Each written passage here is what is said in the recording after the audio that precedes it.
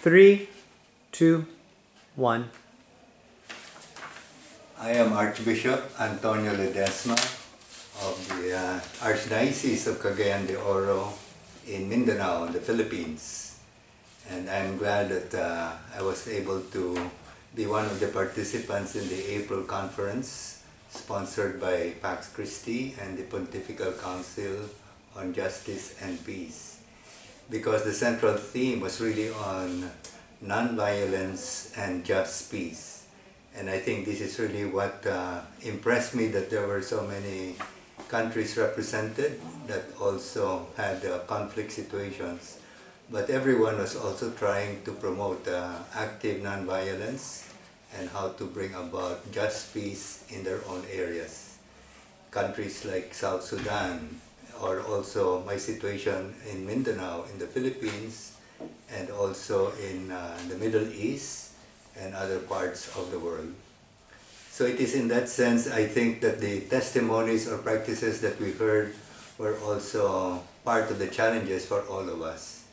There were testimonies of how peace advocates, unarmed, would enter conflict situations to witness to their action of non-violence and yet striving for just peace. There were also instances of practices with regard to restorative justice. And I think in the Philippines today that is very pertinent because we have the situation of extrajudicial killings. And I think that is not the way to go, but for the government and also church groups to work for restorative justice. How to help drug users to transform themselves and to enter into healing processes. So the appeal to the Catholic Church, I think, can also be translated into the advocacy of dioceses and Catholic schools and many other civil society groups. And it is here, I think, that we can make a call for how to work for the resumption of peace talks, for instance in Mindanao, between the Muslim groups and the government, and on another front between the government panel and the National Democratic Front, which is the Communist Party of the Philippines.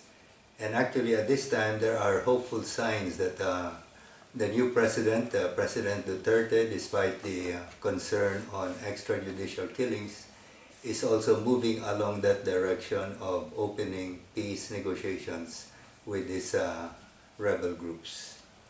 I think also for the Catholic non-violence community, this is really a challenge and an invitation for us to witness to the meaning of gospel non-violence as personified in Jesus Christ himself, and also in the testimonies and actions of many practitioners already of nonviolence, starting with Mahatma Gandhi and also many other victims and witnesses to active nonviolence in their own localities. So we hope and pray that through the Pax Christi network and through other related groups, we can continue to advocate for nonviolence as well as for just peace, to bring about a lasting and sustainable peace in our world today.